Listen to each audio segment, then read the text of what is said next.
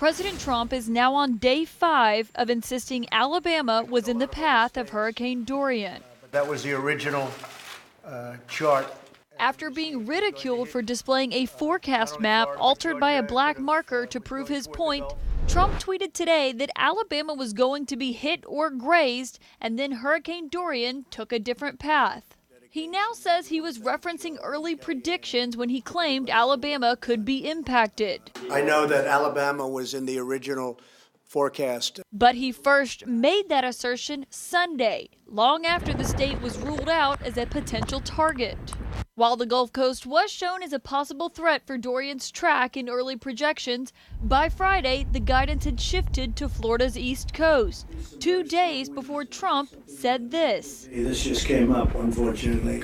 The president canceled a trip to Poland to monitor the storm, and the White House said he was being updated every hour, meaning he would have known that information.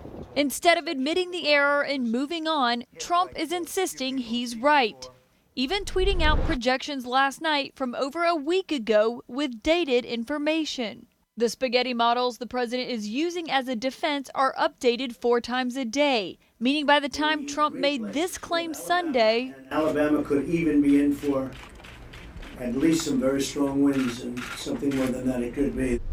They had been updated at least 15 times. It's against the law to knowingly issue or publish a false weather forecast, though right now both FEMA and NOAA are referring all questions back to the White House, where aides are refusing to say who it was that altered the map and won't rule out that it was the president. I don't know.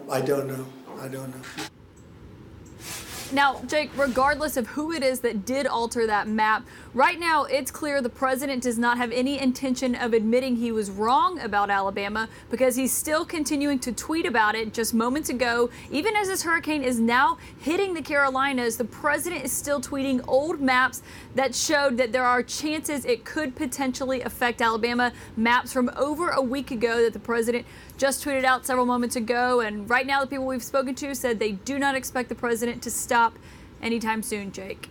All right, Alabama's own Caitlin Collins, thank you so much. Appreciate it. Amanda Carpenter, because you wrote an entire book about this, about how President Trump gaslights the American people. Look, no one disputes that a week ago there were some projections that showed a possible slight effect on a small sliver of Alabama. The point is that on Sunday, by the time he started warning Alabama, those were outdated and the projections no longer said Alabama was in the zone, as the National Weather Service a few minutes later said so. Why is he doing this? I think all of this is done in service to his ego. He wants to constantly present himself as this chosen one, once-in-a-lifetime president who can only defeat the most historic threats we've ever faced, right? So if he has the chance to hype the storm as something bigger than it is, of course he will do so, even if he has to take out a Sharpie and extend the map westward.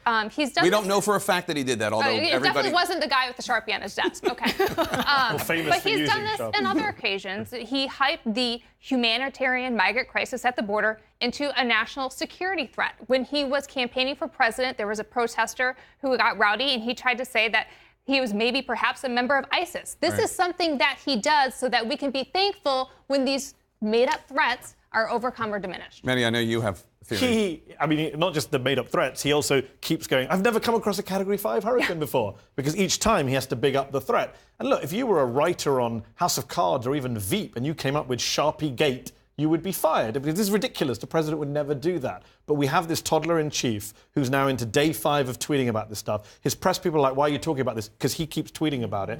He could have let it go. By his standards, by Trump's standards, this is a small lie, a small error, a small mess-up. But he can't let it go, as Amanda pointed out. And there's a serious point here as well, because we can laugh about this, but a president who won't accept the weather or the direction of a hurricane is not going to accept the result of an election that he loses next November. He's not. And Deputy Press Secretary Hogan Gidley tweeted in part, quote, watching the media go ballistic over a black Sharpie mark on a map would be hilarious if it weren't so sad. The real news that matters here is a deadly hurricane continues up the coast and tens of millions of Americans could be greatly impacted.